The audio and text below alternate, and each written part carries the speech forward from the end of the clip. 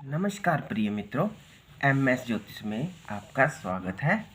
मैं मुकेश भारद्वाज जिस हिसाब से आपको बताने की श्रृंखला में आगे बढ़ता हुआ जा रहा हूं। तो प्रिय मित्रों, कल हमने बात की थी कि मंगलिक दोष क्या है, किस तरह बनता है कि नहीं है। वह सब आप समझ गए होंगे, जान गए होंगे और आपने रिवीजन कर लिया होगा। उम्मीद है कि आपने अपनी कुंडली और अपने फ्रेंड सर्कल की कुंडली में अच्छे से चेक कर लिया होगा। अब आपको कोई भी भ्रमित नहीं कर पाएगा कि आपको मंगलिक दोष या योग है कि नहीं है, क्योंकि आप स्वयं देखने में सक्षम हो चुके हो, समझदार हो चुके हो। अभी तक जितना मैंने आपको बताया है आप सब समझ चुके हैं और आप अपने रिलेटिव की किसी की भी कुंडली में यह सब देख सकते हैं कि काल मंगलिक योग क्या है, ढैया क्या है, साढ़े साती क्या है। तो आपको सब बता दिया गया है, आप समझदार हो चुके हैं, आप समझ सकते हैं। आज मैं बात करने जा रहा हूं कि काल सर्प योग क्या है, ये कुंडली में किस प्रकार से बनता है। इसकी कई प्रकार की भ्रांतियां फैलाई गई हैं कि ये ऐसे है, ऐसे ऐसे है, मगर आम जनमानस तक इसका पता नहीं है कि ये कैसे बनता है कि नहीं है। ज्योतिषगण पंडितगण बताते हैं कि काल सर्प योग है, इससे ये हो जाएगा, इससे वो हो जाएगा, फलाना ढिंगना, कई तरह की भ्रांतियां फैली हुई है। मगर आम इंसान को ये समझ नहीं आता कि काल सर्प योग कुंडली में है कि नहीं है, कैसे बनता है। इसी विषय में मैं आपको बताने की श्रृंखला में आगे बढ़ रहा हूँ। तो आपने यह देखना है अपनी कुंडली में या किसी की कुंडली में भी देख सकते हैं आपके काल सर्प योग है या नहीं है। प्रिय मित्रों, जिस हिसाब से मैं आपको बताने जा रहा हूं, राहु और केतु यह दोनों ग्रह आपस में मिलके काल सर्प योग का निर्माण करते हैं। राहु और केतु यह दोनों ग्रह आपस में मिलके काल सर्प योग का निर्माण करते हैं, अन्य कोई ग्रह नहीं करता। राहु और केतु दोनों एक दूसरे के परस्पर आमने सामने रहते हैं, 180 डिग्री का कोण बनाकर चलते हैं। अगर राहु पहले घर में है तो केतु सातवें घर में ही होगा। मैंने आपको बताया था कि ये दोनों हमेशा वक्री चलते हैं, यह उल्टा ही चलते हैं, इसलिए इन्हें वक्र अवस्था का कहा जाता है। और जब भी यह चलते हैं तो दोनों एक दूसरे के आमने सामने ही रहते हैं। तो मित्रों, अगर राहु और केतु आपकी जो लगन कुंडली के हिसाब से मैं बता रहा हूं, अगर लगन कुंडली में राहु या केतु, लगन में राहु, सेवंथ में केतु या सेवंथ में केतु या लगन में राहु विराजमान है और सारे ग्रह बाकी 7 के 7 ग्रह कुंडली के इस तरफ नॉर्थ की तरफ, जैसे मैंने बताया था कि ये नॉर्थ दिशा है, नॉर्थ की तरफ या साउथ की तरफ आ जाएं, नॉर्थ की तरफ या साउथ की तरफ आ जाएं तो काल सर्प योग बनता है। मान लीजिए ये राहु और केतु बैठे हुए हैं, 1 2 3 4 5, इन 5 घरों में बाकी के 7 ग्रह विराजमान हो जाएं तो काल सर्प योग का निर्माण हो जाएगा। 1 2 3 4 5, इन 5 घरों में 7 ग्रह बैठ जाएं तो काल सर्प योग का निर्माण हो जाएगा। लगन में अगर राहु बैठा है और सप्तम में केतु बैठा है तो इनके साथ कोई भी ग्रह नहीं होना चाहिए। लगन में राहु या लगन में केतु, सेवंथ में राहु, इनके साथ कोई ग्रह नहीं होना चाहिए, तभी ये काल सर्प योग पूर्णतया बन पाएगा, अदरवाइज नहीं बनेगा। 1 2 3 4 5, इन 7 घरों में, 5 घरों में ही 7 ग्रह होने से काल सर्प योग का निर्माण होता है। ऐसे ही देखा जाए साउथ की तरफ भी 1 2 3 4 5 घरों में ही अगर 7 ग्रह आएंगे तभी काल सर्प योग का निर्माण हो पाएगा, अन्यथा यह काल सर्प योग नहीं बनेगा। अगर लगन में केतु है, सेवंथ में राहु है, तब भी काल सर्प योग तभी बनेगा अगर सारे ग्रह इधर या इधर है, दोनों के मध्य बीच में आ जाए तब काल सर्प योग है। अगर एक ग्रह भी इनके साथ आ जाता है तो ये काल सर्प योग का निर्माण नहीं करता। यह भ्रांति फैलाई गई है कि अर्ध काल सर्प योग बनता है, परंतु किसी भी शास्त्र में यह नहीं लिखा कि आंशिक काल सर्प योग बनता है। इसीलिए इस भ्रांति को आपने मिटाना है कि इस काल सर्प योग नहीं बनता।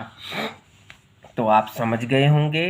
इसी प्रकार से राहु केतु अगर 4th में या 10th में आ जाएं तो सारे ग्रह इसके ऊपर आने चाहिए। अगर ऊपर सारे ग्रह विराजमान हो जाएंगे तभी काल सर्प योग बन पाएगा। इसी तरह से अगर यहाँ राहु केतु बैठे हैं, नीचे 5 घरों में सारे ग्रह आएंगे, विराजमान होंगे, तभी काल सर्प योग का निर्माण हो पाएगा। आपने ये समझना है और देखना है। अब राहु केतु को आपने यहाँ राहु यहाँ केतु को बिठा देना है, यहाँ राहु यहाँ केतु। इस हिसाब से सारे ग्रह इन 5 घरों में होने चाहिए, तभी यह काल सर्प योग का निर्माण करेगा। अगर यहाँ राहु है यहाँ केतु है तो सारे ग्रह इस तरफ भी आ सकते हैं, इस तरफ आएंगे तब भी काल सर्प योग बनेगा। अगर यहाँ राहु है यहाँ केतु है तब भी सारे ग्रह इस तरफ या इस तरफ होने चाहिए, तभी काल सर्प योग का निर्माण हो पाएगा। इसी तरह से आपने ये 12 घरों में घुमाना है कि राहु केतु कहाँ बैठे हैं। मान लीजिए राहु पंचम में है, केतु 11वें स्थान में लाभ भाव में स्थित है, तो सारे ग्रहों को 1 2 3 4 5 इन 5 घरों में ही होना चाहिए। इधर से गिना जाए 1 2 3 4 5, इन 5 ग्रहों में होने से ही काल सर्प योग बनेगा, अदरवाइज नहीं बनेगा। मान लीजिए राहु यहाँ है केतु यहाँ है, तब भी सारे ग्रह इस तरफ या इस तरफ होंगे तभी काल सर्प योग बन पाएगा। मान लीजिए राहु यहाँ है और केतु यहाँ है, तब भी सारे ग्रह 1 2 3 4 5 इन घरों में या इसके इस तरफ होने चाहिए, काल सर्प योग का निर्माण हो पाएगा। इसी हिसाब से अष्टम में आपने जोड़ लेना राहु केतु, सारे ग्रह इस तरफ या इस तरफ, तभी काल सर्प योग का निर्माण हो पाएगा। भाग्य स्थान में अगर देख लें आप 9 स्थान में राहु यहाँ केतु यहाँ, तो सारे ग्रह इस तरफ या इस तरफ, तभी काल सर्प योग का निर्माण हो पाएगा। 10th स्थान में भी देख ले राहु यहाँ केतु यहाँ, तो सारे ग्रह इस तरफ या इस तरफ। ऐसे ही आपने 12 घरों में बिठा के देख लेना है कि कौन सा ग्रह किस तरफ है और किस तरफ है, उस तरफ का ही काल सर्प योग अच्छा या बुरा फल देगा, उसे काल सर्प योग